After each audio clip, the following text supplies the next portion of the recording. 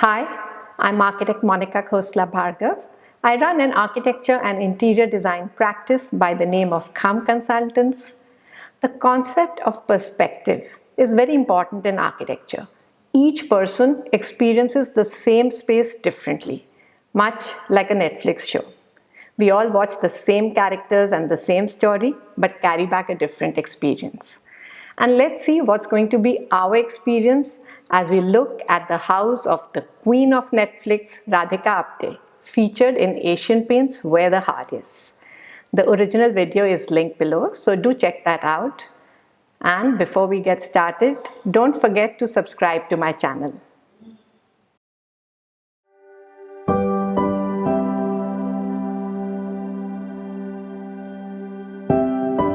I don't come from a filmy background at all. My father's a neurosurgeon, my mother's an anesthetist. My mother always wanted to be an actor, so it's probably passed on to me from her, and I always wanted to be an actor. Hi, I'm Radhika Apte and welcome to my home. You're watching me on Asian Paints Where the Heart Is.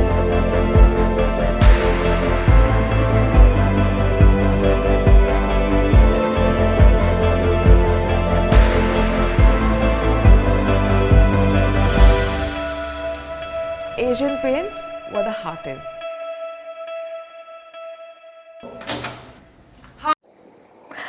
Lovely door color. It's a thunderstorm grey. It's neutral, but it's making a statement. I feel we are going to be seeing a lot of drama in here. Hi, please come in. I'm just making my breakfast because I can't do without breakfast.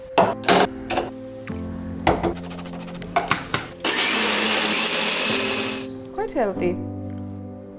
Yeah, I'm gonna have my breakfast. I think there's beauty in everything, absolutely everything. When you're resilient, when you have compassion and openness and kindness, then you are beautiful. It depends on what you choose to see. Benedict, who's now my husband, gave me the courage because he knew a lot of people in Bombay and said, just let's go to Bombay and try and make this happen. And by then I had started getting shown in the city and all that. And then I did make the effort to come here and make this my home. He has a great sense of which house to live in because he looks at the light and he's better at imagining what the house could be turned into. I'm better at turning it into that thing. Are very important things for me. When you wake up, you need to have light in your house. Yes, natural light is very important in a house. And you see how creatively the curtains have been put up. Bold yellow, broken up with geometric patterns. All of them are different. And yet they're coming together so beautifully. Balancing bold colors in draperies, it's not easy. And I've discussed this in a video on how to select curtains for your house. So I always look for houses where there is going to be enough light. I have lots of plants. That's because I've grown up around trees, so I like to have plants around me. I can see where Radhika gets all her energy from. It's not just from that power-packed shake that she made for breakfast. It's from all the natural light and the plants that she has surrounded herself with. Now, light and plants, they remove a lot of pathogens from the atmosphere and they add vitality to the space. I also like the way she's grown them in different planters, from that big pot to this tiny succulent in the green mug. This house has higher ceilings, which makes it look a little more breathing area and spacious. Then my teacher in school used to paint her fans with different colors, which I still want to do, but I'm still contemplating exactly what color and when. But instead of that, I started painting my doors with different colors. So I have different colors. This is a very interesting feature, painting all the doors a different color. This is something I haven't seen before. Usually what we do is paint all the doors the same color or polish them in the wood shade, or we try to blend the doors with the decor of the room. But this is becoming like a signature feature in the house. And also note that calendar on the wall. In this digital age, when we are checking all our dates on the phone. It's very rare to see a wall calendar as part of the decor. Doors. So if somebody asks me, can I use your loo? I go purple door. So yeah, I think lots of borrowed ideas. I got some pieces of furniture that belonged to my grandmother, my parents, small pieces like a chair or like a stool.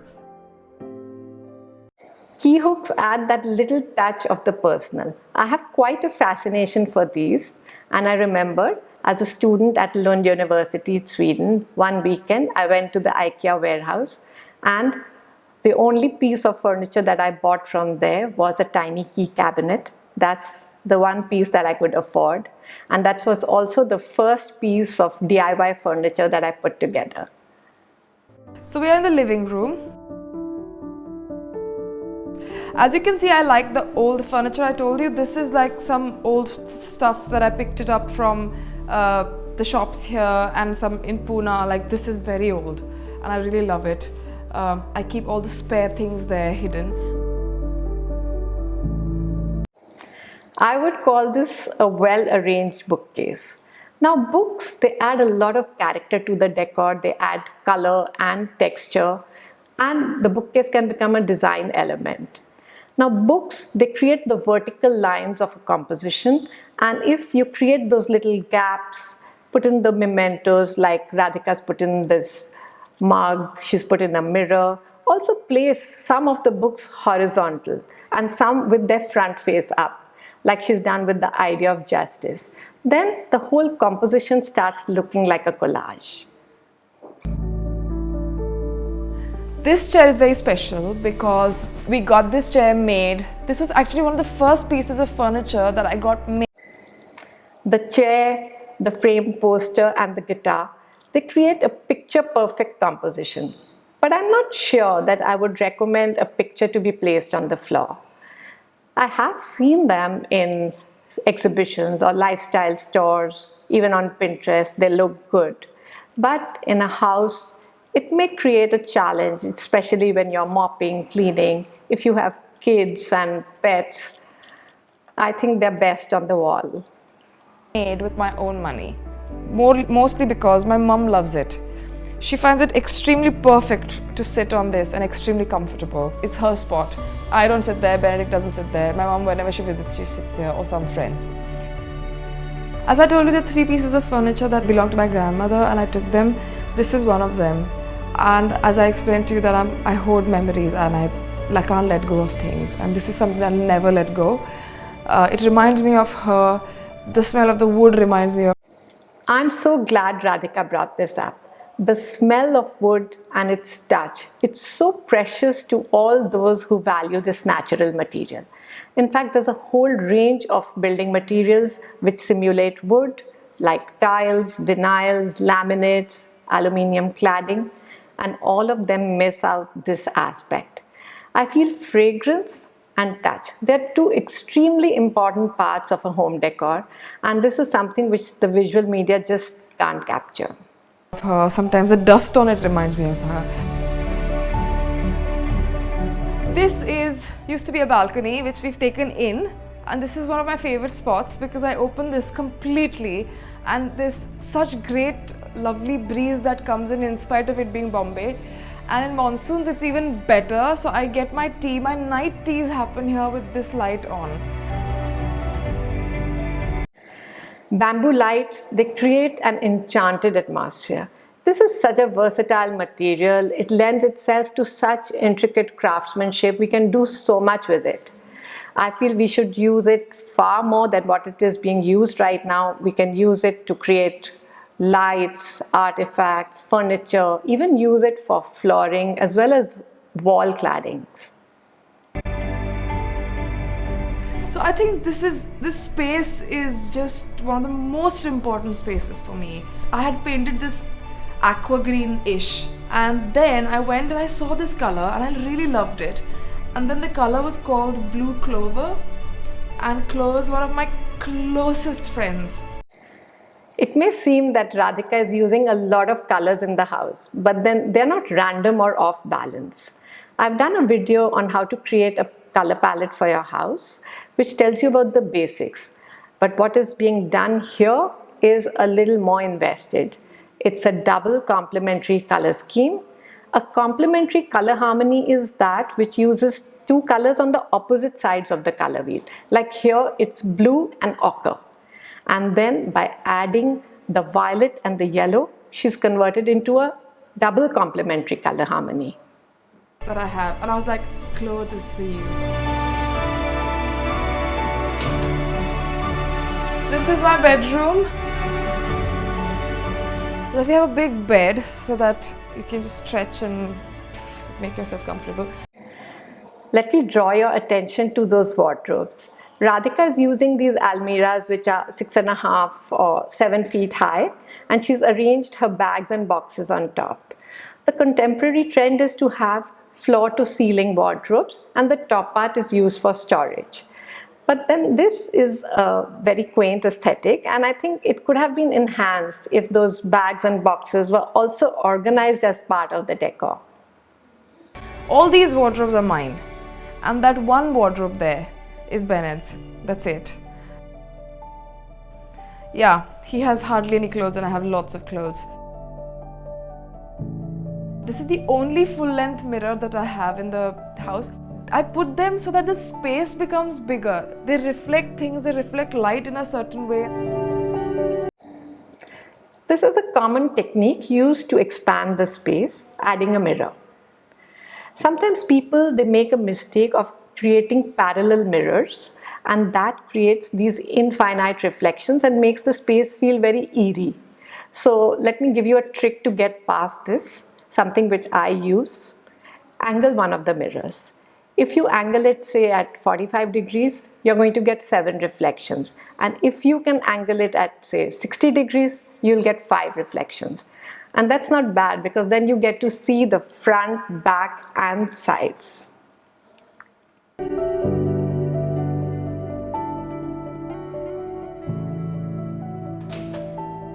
This is my spare room. This is a sofa cum bed for guests, so you can see how we welcome guests so much. This is all not very well kept, but I bought this throw recently. I like to have throws on my sofa because I like to fall asleep on a sofa. This wall, is bright yellow, mango yellow, because I'm going to have this wall filled with paintings, like all kinds of paintings. So there'll be a day when this will be completely filled with paintings. But I'm going to wrap with showing you the last section of my house where my work and my personal life sort of merge. This is my small, tiny room where I get ready, where I get my hair. This mirror with the lights on the side and above, it highlights all the facial features, and it's extremely useful for wearing makeup. It's a must for celebrities who need to get ready before going out for an event. However, for general use, I would recommend these small LED lit magnified mirrors. You can use them besides your basin or near the dresser, and they're very useful for shaving or for wearing your eyeliner and checking that the wings are the same on both sides.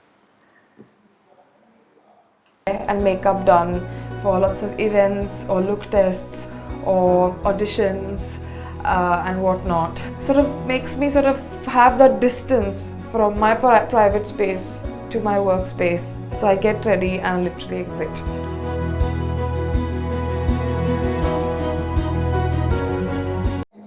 Radhika's house is like her personality, young, sunny, cheerful, and friendly. It's a great example of the relaxed, bold, boho chic style. This is not an easy style to work with. It's quite tough to achieve a balance when you're working with so many colors, patterns, textures, and elements. I think in Radhika's house, this eclectic mix is extremely well balanced. The design, it flows like a conversation. It speaks of a house well lived and not like a drama of rehearsed lines. And if you enjoyed watching this reaction, then don't forget to like leave a comment, and subscribe to my channel. Thank you.